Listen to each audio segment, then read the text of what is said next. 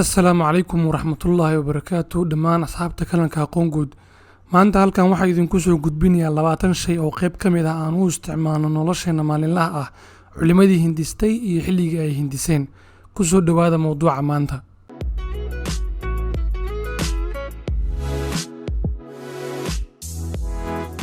Haddii aanu ku bilowno shayga koowaad kombiyuutarka waxaa hindisay Charles Babbage oo ahaa injineer u dhashay Ingiriiska.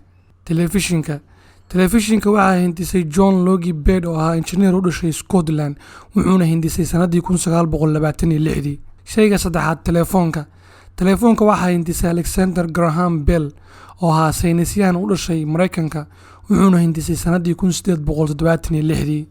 Shayga afraad gaarigii ugu horreeyay ee ku shaqeeya habka uumiga waxaa hindisay Nicholas Cognat oo ahaa injineer u dhashay Faransiiska, wuxuuna hindisay sanadii 1769.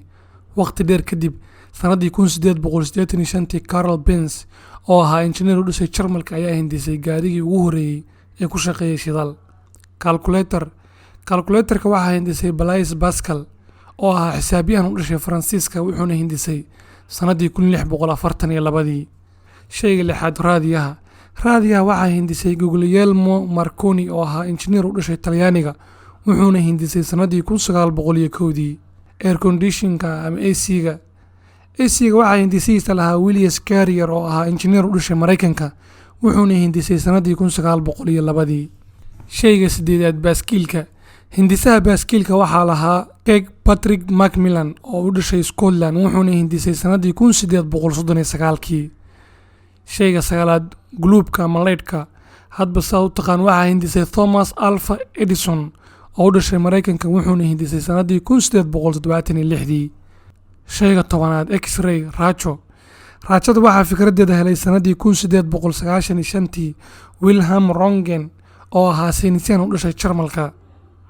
Shayga 11aad elevator wiishka waxaa hindisay Elisha Otis oo u dhashay Mareykanka.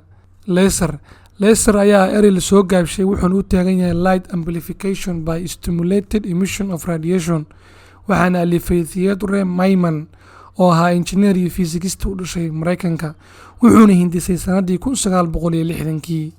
Shayga 13aad feero ama kaawiyad waxaa alifay Henry Seeley oo u dhashay Mareykanka sanadii 1882.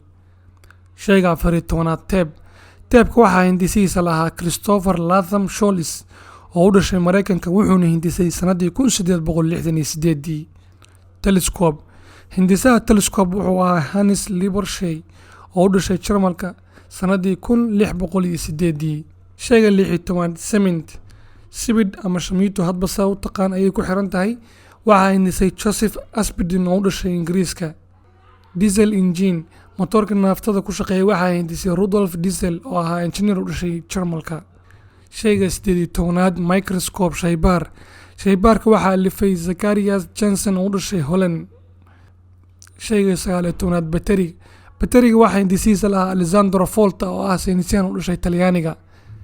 Shayga 20aad mobilka waxaa hindisay Martin Cooper oo u dhashay Mareykanka, wuxuuna hindisay sanadii 1973.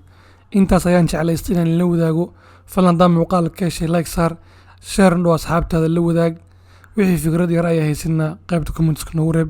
Mahadsanidin.